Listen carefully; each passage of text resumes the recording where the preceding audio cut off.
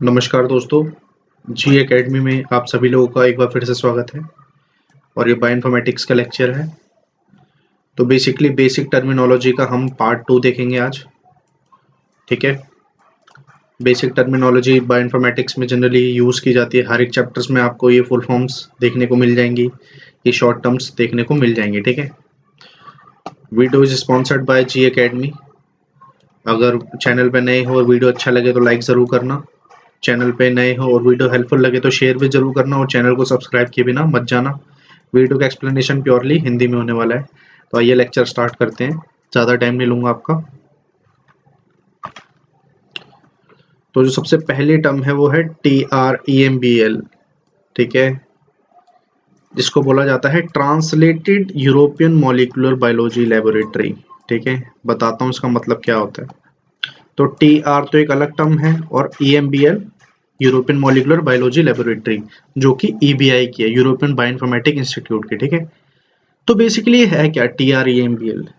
ठीक है, तो अगर हम मोटे मोटे तौर पे समझे तो यूनिप्रोट का एक पार्ट है TREMBL। ठीक है, जिसको 1996 में क्या करा गया था, इंट्रोड्यूस करा गया था 1996 में। ठीक है, अब बेसिकली इसमें क्या है, हाई क्वालिटी डेटा है। हाई क्वालिटी डेटा जो कि क्या है, कंप्यूटेशनली एनोटेटेड है। मतलब जो डेटा यूनिप्रोट में प्रोड्यूस होता है, कंप्यूटेशन मतलब ऑटोमेटिक टूल्स के थ्रू। ठीक है, वो डेटा किस में सेव है, यूनिप्रोट में। और उसी डेटा का जो डेटाबेस छोटा सा बना रखा है वो कौन सा है, TREMBL, translated European molecular biology laboratory. आ रही है बात समझ में। जो डेटा कंप्यूटेशनली प्रोड्यूस होता है ऑटोमेटिक टूल्स के थ्रू, वो डेटा कभी भी मैन्युअली क्यूरेटेड नहीं हो सकता। मतलब मैन्युअली क्यूरेटेड हमेशा वही डेटा होगा जिसको कोई भी रिसर्चर या साइंटिस्ट वेरीफाई करेगा। आ रही है बात समझ में। तो जो TREMBL मतलब translated European molecular biology laboratory में जो डेटा है, बायोकेमिकल डेटा है, जो वो कभी भी मैन्युअली क्यूरेटेड नहीं है। और TREMBL में ऑटोमेटिक कंप्यूटेशन के थ्रू जो डेटा प्रोड्यूस होता है वो प्रेजेंट है। ठीक है, तो इसमें जो डेटा है वो रिव्यू भी नहीं होता साइंटिस्ट के थ्रू। ठीक है, रिव्यू नहीं है, मतलब ऑटोमेटिक है। ठीक है, नेक्स्ट है EBI। EBI बोले तो यूरोपियन बायोइन्फॉर्मेटिक्स इंस्टीट्यूट। तो बेसिकली एक इंस्टीट्यूट की फुल फॉर्म है। ये EBI एक ऐसा इंस्टीट्यूट है जिसने ठेका ले रखा है काफी सारी एजेंसी को रन करने का, सीधी बात में अगर बोलूं तो। ठीक है, international governmental organization, IGO। IGO एक संस्था है, इंटरनेशनल गवर्नमेंटल ऑर्गेनाइजेशन। इसका पार्ट है कौन, EBI। ठीक है, EBI की स्थापना 1992 में हुई, 1992 में। आ रही बात समझ में। अब ये लोकेटेड कहाँ पे है, हिंगस्टन एक जगह है यूके में। ठीक है, हिंगस्टन, HINXTON। ठीक है, तो हिंगस्टन एक जगह का नाम है जो कि कहाँ है, इंग्लैंड में, यूनाइटेड किंगडम में। ठीक है, ब्रिटेन में कह सकते हो आप। तो वहां पे क्या है, यूरोपियन बायोइन्फॉर्मेटिक इंस्टीट्यूट सिचुएटेड है, मतलब वहां पे बना हुआ है। ठीक है, अब बेसिकली करता क्या है, इसका काम क्या है, तो ये न्यूक्लियोटाइड सीक्वेंस जो EMBL में प्रेजेंट है, और स्विस प्रोट मतलब आजकल जैसे यूनिप्रोट बोला जाता है, उसके अंदर जो डेटा है उसको क्या करता है, मैनेज करता है। तो EBI का काम क्या है, EBI बेसिकली EMBL का जो न्यूक्लियोटाइड का डेटा है और जो यूनिप्रोट के अंदर जो मैन्युअली क्यूरेटेड डेटा है स्विस प्रोट का, उसे मेंटेन करके रखता है। आ रही है बात समझ में। नेक्स्ट है हमारा PDB। PDB बोले तो प्रोटीन डेटा बैंक। तो एक तरीके से क्या है, डेटा बैंक है किसका, प्रोटीन का। तो डेटा बैंक है प्रोटीन का। आ रही है बात समझ में। और इसको बेसिकली काफी एजेंसी फंड करती हैं। सबसे बड़ी एजेंसी है जो फंड करती है, जैसे US डिपार्टमेंट ऑफ एनर्जी है जिसने HGP को भी फंड किया था। ठीक है, और NIH है सबसे बड़ी एजेंसी जो PDB को फंड करती है, नेशनल इंस्टीट्यूट ऑफ हेल्थ। ठीक है, और PDB का जो डेटा है वो मेंटेन कौन करके रखता है, RCSB। RCSB बोले तो रिसर्च कोलाबोरेटरी फॉर स्ट्रक्चरल बायोइन्फॉर्मेटिक्स या स्ट्रक्चरल बायोलॉजी, सॉरी, आरसीएसबी की भी फुल फॉर्म नीचे भी आएगी, वो बताऊंगा। Research collaboratory for structural biology, ठीक है, आ रही बात समझ में। तो प्रोटीन डेटा बैंक क्या है, बेसिकली इसके अंदर 3D मैक्रोमोलिकुलर स्ट्रक्चर्स आपको मिल जाएंगे। 3D स्ट्रक्चर जितने भी प्रेजेंट है, मतलब लिविंग बींग्स में, लिविंग थिंग्स में। अब 3D स्ट्रक्चर में भी जो इसमें मिलेंगे आपको, एक तो प्रोटीन के स्ट्रक्चर मिल जाएंगे, डीएनए आरएनए मिल जाएगा, मतलब न्यूक्लियोटाइड्स बेसिकली बोल सकते हैं। तो प्रोटीन्स और न्यूक्लियोटाइड्स इसमें मिल जाएंगे आपको प्रोटीन डेटा बैंक में, ठीक है। और इसको मेंटेन किसने रखा है, आरसीएसबी ने, ठीक है। तो आरसीएसबी नीचे आ ही गया। ये फुल फॉर्म भी बहुत पूछी जाती है, research collaboratory for structural biology, ठीक है। आरसीएसबी ने क्या कर रखा है, पीडीबी को मेंटेन कर रखा है, ठीक है। और बेसिकली जो है इसकी full form research collaboratory for structural biology है, ये याद कर लेना इंपॉर्टेंट है। और वैसे इसका कोई खास रोल नहीं है, इसको फंड भी कौन करता है, इसको मैन मतलब इसको जो इसकी जो फंडिंग है वो भी एनआईएच का हाथ है इसको फंड करने में, ठीक है, जहाँ से इसके ऊपर फंड आता है। और एक है यूएस डिपार्टमेंट ऑफ एनर्जी, वो भी इसे आरसीएसपी को फंड करता है। तो दोनों एक तरीके से सेम चीज है, लेकिन फुल फॉर्म अलग अलग है, याद कर लेना, ठीक है। SIB है स्विस इंस्टीट्यूट ऑफ बायोइन्फॉर्मेटिक्स, ठीक है। तो बेसिकली स्विस का मतलब क्या है, स्विट्जरलैंड का पोर्टल है बेसिकली, समझे तो, ठीक है। स्विस इंस्टीट्यूट ऑफ बायोइन्फॉर्मेटिक्स कहाँ का पोर्टल है, स्विट्जरलैंड का। और ये जो हम डेटाबेस की जितनी बात कर रहे हैं, एक चीज और, ये सारे फ्री ऑफ कॉस्ट डेटाबेस हैं, ठीक है, फ्रीली अवेलेबल है वर्ल्ड वाइड, ठीक है। इसको कोई पैसा चार्ज, मतलब ये कोई पैसा चार्ज नहीं करते, ये फ्री में इंफॉर्मेशन अवेलेबल करवाते हैं, ठीक है, रिसर्चर्स को, साइंटिस्ट को, स्टूडेंट्स को, और भी जैसे जर्नलिस्ट होते हैं उनको। तो जितनी भी बायोलॉजी से रिलेटेड इंफॉर्मेशन होती है सारी फ्री ऑफ कॉस्ट अवेलेबल है इन पोर्टल पे जिनकी मैं बात कर रहा हूँ, ठीक है। तो स्विस बायोइन्फॉर्मेटिक्स का जो इंस्टीट्यूट है स्विट्जरलैंड में सिचुएटेड है। और आपने एक्सपेसी का नाम तो सुना ही होगा शायद, जितने भी है बायोइन्फॉर्मेटिक्स बैकग्राउंड के हैं उन सबको एक्सपेसी के बारे में जरूर पता होगा। तो SIB क्या करता है, बेसिकली मेंटेन करके रखता है किसको, एक्सपेसी को, सॉरी, ठीक है। अब एक्सपेसी क्या है, एक्सपेसी बेसिकली है, ये टूल्स प्रोवाइड करता है, टूल्स, ठीक है, और अलग अलग डेटाबेसेस, ठीक है, अलग अलग टूल्स और डेटाबेसेस प्रोवाइड करता है जो कि कंप्यूटेशन में हेल्प करते हैं, किसकी, बायोइन्फॉर्मेटिक्स की। बायोइन्फॉर्मेटिक्स के टूल्स हैं, बायोलॉजी में कंप्यूटेशन जितनी भी होती है उनमें हेल्प करते हैं सारे टूल्स और डेटाबेस, ठीक है। और दूसरा डेटाबेस, अगर आपने सिस्टम बायोलॉजी पढ़ा होगा तो स्ट्रिंग डेटाबेस है एक, स्ट्रिंग, STRING, ये इंटरेक्शन के लिए बेसिकली यूज होता है, मतलब प्रोटीन प्रोटीन इंटरेक्शन है ना, जीन इंटरेक्शन, तो इन सब के लिए यूज होता है ये भी। इसको भी कौन मेंटेन करके रखता है, SIB, Swiss institute of bioinformatics. तीसरा है नेक्स्ट प्रॉट, आपने सुना होगा नेक्स्ट प्रॉट, यूनिप्रॉट की तरह है ये भी, ठीक है, प्रोटीन रिसोर्स है। तो नेक्स्ट प्रॉट है जो, ये भी डेटाबेस SIB मेंटेन करके रखता है इसको भी, ठीक है। और बेसिकली SIB है ना, जो जितनी भी रिसोर्स प्रोवाइड करता है वो फ्री ऑफ कॉस्ट है। और बेसिकली ये नॉन प्रॉफिट ऑर्गेनाइजेशन है, मतलब ये इंस्टीट्यूट जो चलाता है संस्था, वो नॉन प्रॉफिट, मतलब नॉन प्रॉफिट का मतलब ये है कि भाई ये अपना फायदा नहीं करती यूनिवर्सिटी, ये वर्ल्ड वाइड लोगों के लिए बनी है, ठीक है। It's a public funded university जो गवर्नमेंट फंड करती है इसे, ठीक है।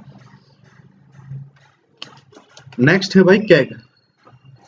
कैग की फुल फॉर्म है Kyoto encyclopedia for genes and genomes. KEGG के ऊपर मेरे लेक्चर भी हैं, आप सर्च कर लेना जी अकेडमी पे, तो कैग जी अकेडमी लिख देना आगे, तो कैग के ऊपर लेक्चर पूरा आ जाएगा, इसकी पूरी हिस्ट्री से लेकर पूरे लेक्चर इसके आ जाएंगे, मैंने वीडियोस बना रखे हैं, ठीक है। तो जो कैग है भाई, कैग मोस्ट पॉपुलर डेटाबेस है किसके लिए भाई, पाथवे के लिए। पाथवे डेटाबेसेस में सबसे पहले कैग को कंसीडर किया जाता है, क्योंकि इसमें बायोकेमिकल पाथवेज, मैप्स वगैरह सब कुछ मिल जाएंगे आपको, ठीक है। डिजीज, कैंसर के जितने भी पाथवेज हैं ह्यूमन स्पीशीज में, मतलब बायोकेमिकल पाथवे जितने भी है ह्यूमन से रिलेटेड और भी अलग अलग स्पीशीज से रिलेटेड, वो सारे किसमें, कैग में आपको मिल जाएंगे, ठीक है। और दूसरी चीज, फ्रीली एक्सेसिबल डेटाबेस है, ठीक है, कहीं से भी एक्सेस कर सकते हो, फ्रीली है, नो कॉस्ट, कुछ प्रोवाइड नहीं, कुछ कॉस्ट देने की जरूरत नहीं है, बस आपको क्या चाहिए, कंप्यूटर चाहिए और एक इंटरनेट कनेक्शन चाहिए, ठीक है।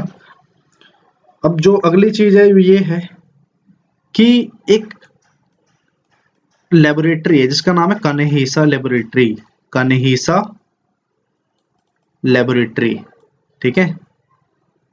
कन्हेसा एक बंदे का नाम था जिसने, जो अमेरिका से पढ़ाई लिखाई करके आया और उसने एक लेबोरेटरी स्टेब्लिश की। कहाँ पे? जापान में। जापान के क्योटो नाम का एक शहर है, क्योटो, ठीक है। तो यहाँ पे लिखा है ना क्योटो, तो क्योटो मतलब ये एक शहर है, ठीक है। तो क्योटो जगह का नाम है जापान के अंदर, जो कि जिसके अंदर एक कन्हेसा लेबोरेटरी क्या है, बनाई गई थी। कन्हेसा व्यक्ति के, मतलब कन्हेसा एक व्यक्ति का नाम है जिसने कन्हेसा लेबोरेटरी को बनाया था। कहाँ पे? क्योटो में, ठीक है। और यही क्योटो में जो यूनिवर्सिटी है, यही कैग को मेंटेन करके रखती है। आ रही बात समझ में? तो कैग जो है किसके द्वारा मेंटेन करा गया है? कन्हेसा लेबोरेटरी के द्वारा, ठीक है। कन्हेसा एक बहुत ही बड़े साइंटिस्ट का नाम है, बहुत बड़ा नाम है बायोइन्फॉर्मेटिक्स में, आप गूगल कर सकते हो, ठीक है। तो ये नेक्स्ट पे चलते हैं। नेक्स्ट इज CSD, जो कि कैम्ब्रिज स्ट्रक्चर डेटाबेस, ठीक है। तो कैम्ब्रिज स्ट्रक्चर डेटाबेस बेसिकली क्या है? 3D स्ट्रक्चर्स की रिपोजिटरी है, ठीक है। जिसके अंदर एक्टिवली 3D स्ट्रक्चर मतलब मौजूद है। एक्टिव 3D स्ट्रक्चर मतलब जो कि क्या है? एक्यूरेट है, ठीक है। एक्यूरेट बोले तो मैनुअली क्यूरेटेड है, ठीक है। मैनुअली क्यूरेटेड, आ रही है बात समझ में? जो CSD में प्रोटीन के स्ट्रक्चर हैं और भी जितने भी स्ट्रक्चर प्रेजेंट है, ठीक है, एक्सरे क्रिस्टलोग्राफी से वो स्ट्रक्चर विजुलाइज किए गए हैं, ठीक है। और वो सारे क्या है? मैनुअली क्यूरेटेड है, मतलब एक्यूरेट स्ट्रक्चर्स हैं सारे, ठीक है। आ रही है बात समझ में? तो ये था CSD के लिए। बाकी CSD के लिए डिटेल लेक्चर में एक बनाऊंगा, उसमें आपको और चीजें सारी क्लियर हो जाएगी, ठीक है। नेक्स्ट है फास्टा। फास्टा का मतलब होता है फास्ट अलाइनमेंट या फास्ट डबल ए, दोनों में से कुछ भी आप यूज कर सकते हो, दोनों ही ठीक है। तो लोगों के बीच में कंफ्यूजन रहती है। कंफ्यूजन ये रहती है कि भाई फास्टा टूल है या फाइल फॉर्मेट की बात हो रही है। मतलब फास्टा फॉर्मेट भी होता है ना, एक फास्टा फॉर्मेट जिसमें कि हमारे प्रोटीन या न्यूक्लियोटाइड सीक्वेंस स्टोर होते हैं, है ना। तो मैंने वीडियो बना रखी है फास्टा फॉर्मेट पे भी, उसका उसको भी आप सर्च कर सकते हो सीक्वेंस फाइल फॉर्मेट के नाम से। और नीचे लिख देना जी एकेडमी उसके बाद, तो आ जाएगी वो वीडियो। तो मैंने उसमें अच्छे से बता रखा है कि एक फास्टा फॉर्मेट किस तरीके से दिखता है, किस तरीके से उसमें सीक्वेंस स्टोर किए जाते हैं, ठीक है। बात करते हैं अभी फास्टा टूल की। तो फास्टा टूल है जो बेसिकली सीक्वेंस अलाइनमेंट के लिए यूज किया जाता है, ठीक है। अभी हम किसकी बात कर रहे हैं? फास्टा टूल की। तो फास्टा टूल किस में यूज किया जाता है? सीक्वेंस अलाइनमेंट में, basically pair wise sequence alignment जो हम करते हैं उसमें यूज किया जाता है। और बेसिकली फास्टा है जो, वो स्मिथ वाटरमैन एल्गोरिथम यूज करता है। Smith Waterman algorithm.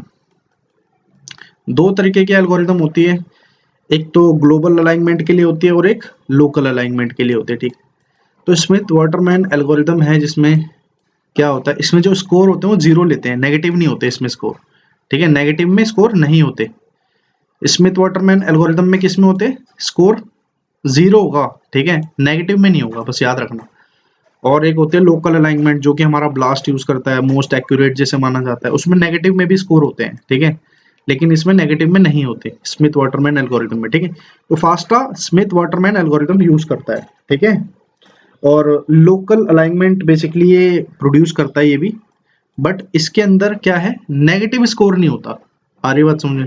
और फास्ट एक टूल है जो कि बहुत पहले यूज किया गया था, इसको रिप्लेस कर दिया हमारे ब्लास्ट टूल ने।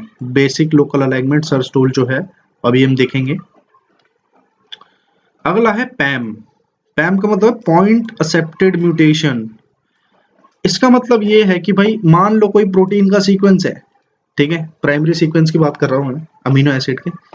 तो यहाँ पे एक अमीनो एसिड है, इसको हम क्या करते हैं? दूसरे अमीनो एसिड से रिप्लेस कर देते हैं, ठीक है। दूसरा अमीनो एसिड रेसिड्यू से हमने क्या कर दिया? इस रेसिड्यू को जो कि प्राइमरी सीक्वेंस में था, इसे रिप्लेस कर दिया, ठीक है, इस अमीनो एसिड को इससे।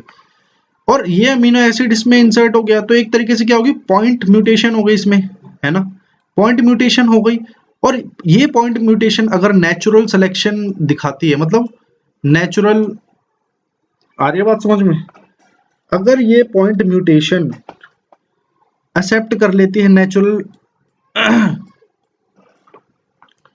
सिलेक्शन को, ठीक है,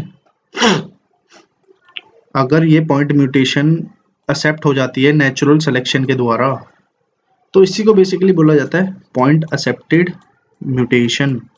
आ रही है बात समझ में? सीधा सीधा अगर मतलब बताऊं तो पॉइंट एक्सेप्टेड म्यूटेशन का मतलब ये है, आपका मान लो किसी भी स्पीशीज का सीक्वेंस है, ठीक है, इसमें कितनी म्यूटेशंस हो रही हैं बेसिकली, इसमें कुछ म्यूटेशंस आप कर सकते हो, ठीक है। इसको बेसिकली यूज किया जाता है ब्लास्ट टूल के साथ। आजकल हम पैम 250, पैम 100, पैम 120 यूज करते हैं ना, तो इसका मतलब ये होता है कि भाई अगर आपने जैसे पैम 120 यूज करा है तो 120% म्यूटेशन आपके रिजल्ट में आ सकती है। आ रही है बात समझ में? पैम 250 यूज करते हैं तो इसका मतलब क्या है, 250% म्यूटेशन हो सकती है इसमें, आपके जो सीक्वेंस सर्च कर रहे हो ब्लास्ट के साथ जब आप यूज करते हो। तो ये बेसिकली पैम का मतलब है, ठीक है। नेक्स्ट पे चलते हैं जो कि है blast, basic local alignment search tool, most important, ठीक है, इसको जरूर याद कर लेना। बेसिकली लोकल अलाइनमेंट करता है बेसिकली ये, ठीक है। ह्यूरिस्टिक मेथड यूज करता है। ह्यूरिस्टिक मेथड वो मेथड होते हैं जो कि बहुत फास्ट मेथड होते हैं। बाय द वे मेरी वीडियो है ब्लास्ट टू, आप देख सकते हो। तो ब्लास्ट जो यूज करता है ह्यूरिस्टिक मेथड यूज करता है जो कि 50 to 100 टाइम फास्टर होते हैं, ठीक है, लोकल मेथड से, ठीक। और इसके अंदर नेगेटिव स्कोर भी कंसीडर किया जाता है। जैसे स्मिथ वाटरमैन एल्गोरिथम में नेगेटिव स्कोर नहीं लिया जाता, उसमें स्कोर को 0 ले लेते हैं नेगेटिव की जगह, लेकिन लोकल अलाइनमेंट में नेगेटिव स्कोर भी कंसीडर करते हैं, ठीक है। आ रही बात समझ में? और सबसे पहले ब्लास्ट को डेवलप करा गया था 1990 में, एनसीबीआई ने डेवलप किया था। लिपमैन करके एक व्यक्ति हैं, उनका बहुत बड़ा योगदान रहा है इसमें, ठीक है। आप वीडियो देख लेना, ब्लास्ट जी अकेडमी लिख देना, आगे आ जाएगी वो वीडियो सर्च में यूट्यूब पे, ठीक है। और बेसिकली फास्टा टूल को ब्लास्ट ने ही रिप्लेस करा है। पहले फास्टा टूल बहुत ज़्यादा यूज़ करते थे सीक्वेंस सिमिलैरिटी के लिए, अब ब्लास्ट यूज़ करते हैं। बेसिकली ब्लास्ट करता क्या है, मान लो आपने एक्सपेरिमेंट करा कोई, आपके पास कोई सीक्वेंस आया किसी प्रोटीन का, लेकिन आपको इस प्रोटीन के सीक्वेंस का नाम नहीं पता, ठीक है।